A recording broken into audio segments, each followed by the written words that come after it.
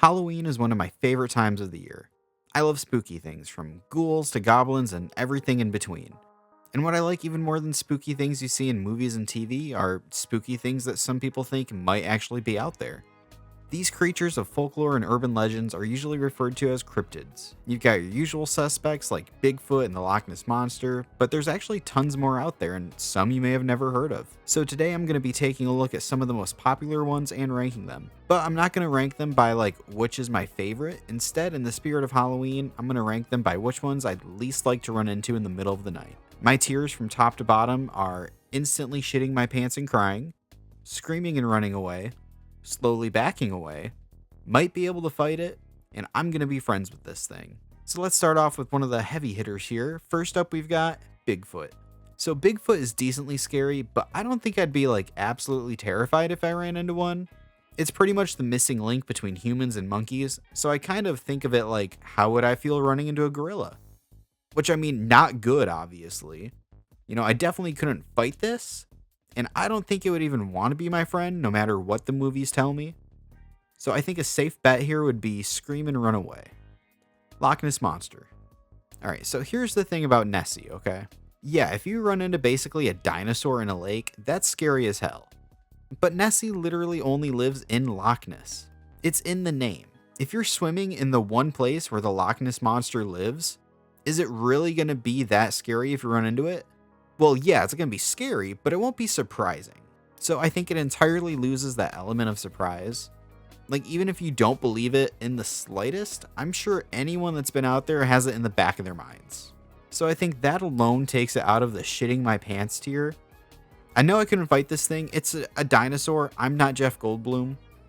I'd like to imagine I could be friends with it, but I think that's kind of out of the question. We have nothing in common. I think if I just minded my own business, I could get out of there, so we're going to say slowly back away. Gray aliens. This might not count as a cryptid technically since, they're aliens, but it's on the list, so here we are. Gray aliens are basically your standard alien, just small guys with big heads. Think like Roger from American Dad, or Paul from the movie Paul, or The Boss Baby. Okay, let's set some ground rules here, okay?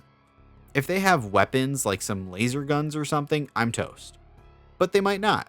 And also, they're aliens, who knows? They might have the Force or some other kind of telekinesis. So there's plenty of variables at play here. However, if this is 1v1 final destination, no items, I'm soloing. So I'm going to put these guys in the might be able to fight it category. Jersey Devil. If this is the hockey team, I'm toast. If it's the titular character of one of the best PS1 games from my childhood, still probably dead. But if we're talking straight folklore here, yeah, I'm still dead.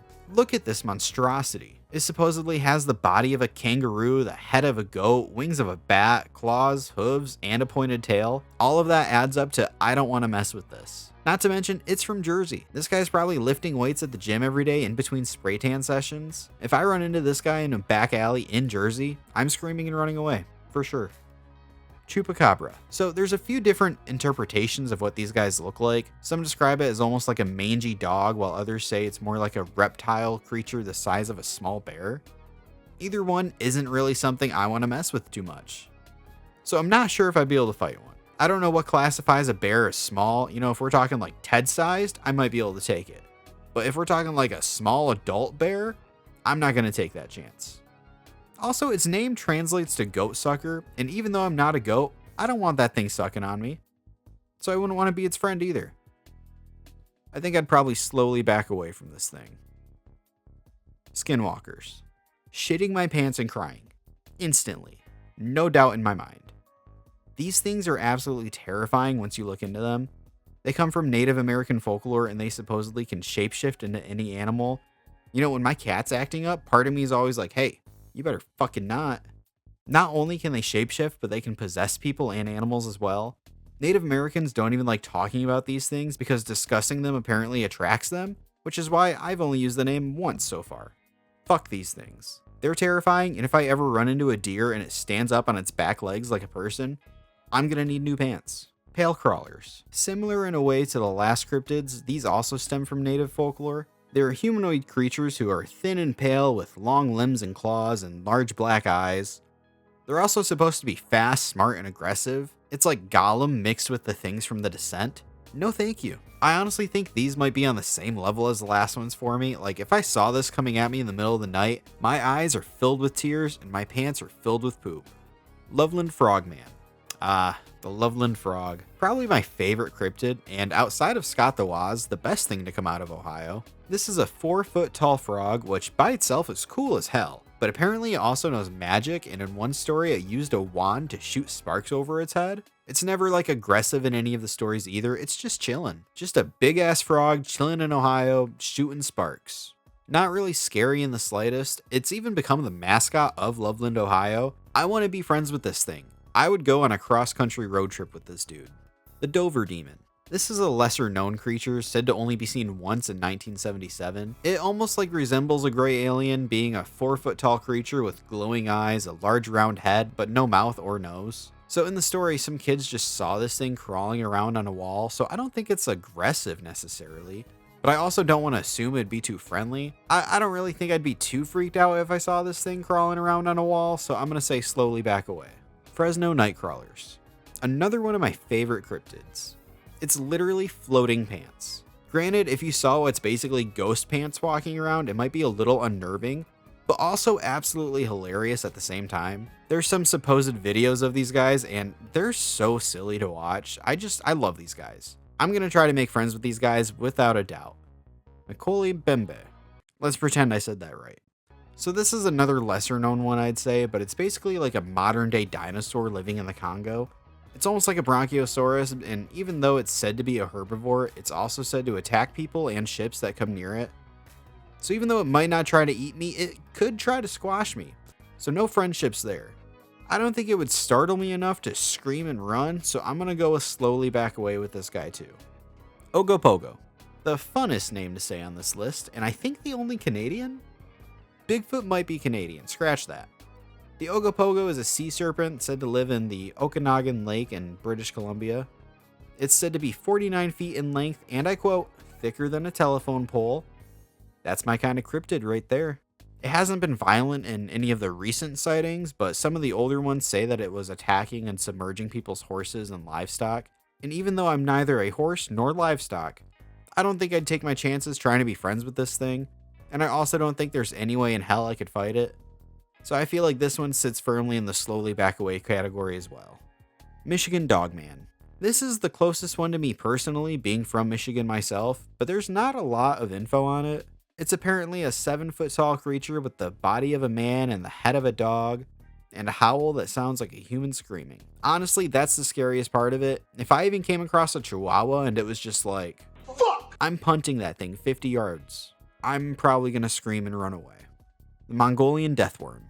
A giant poisonous worm said to live in the Gobi Desert. It's said to be about 2 feet long, which isn't very big on its own, but for a worm, that's pretty huge. So if I tried to fight this thing, it's not going to be like SpongeBob versus the Alaskan bullworm, but I wouldn't be able to fight this thing either way because apparently it's deathly poisonous to the touch, as well as being able to spray venom at a distance. So I'm not winning that fight. I also don't want to be friends with a worm. You know, I don't think that would work out. But I think if I see a 2-foot worm on the ground, I'm not going to be like terrified, you know? I'm just going to be like, oh, no thank you, and slowly back away.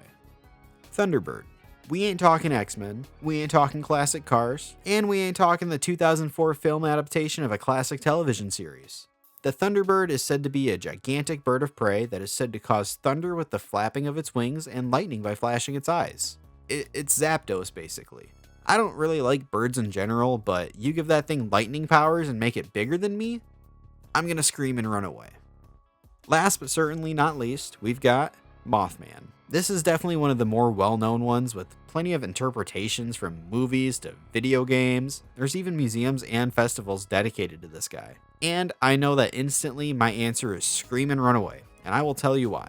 So the stories don't usually involve Mothman like directly attacking anyone, however he's almost always associated with danger.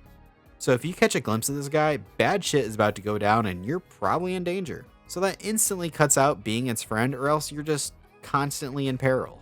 And I don't want to fight this thing because, you know, it's just doing its job. And I feel like if I tried to slowly back away, I'm not going to get away in time from whatever disaster is about to happen. Also, granted, if you saw this thing flying towards you in the middle of the night, you're gonna run. And there you have it, my list of which cryptids I think are the scariest. Let me know in the comments which ones you'd least like to run into, or if I missed any that you know of. Also, if you want to know more about these creatures, I actually co-hosted a podcast a few years ago called Super Normal, where we covered most of these topics, along with things like aliens and ghosts and other spooky stuff. Although usually in a pretty silly manner, so feel free to check that out anywhere you listen to podcasts. I'll be back before the end of the month with another spooky centered episode, but in case you missed that one, have a great and spooky Halloween. Thanks for watching.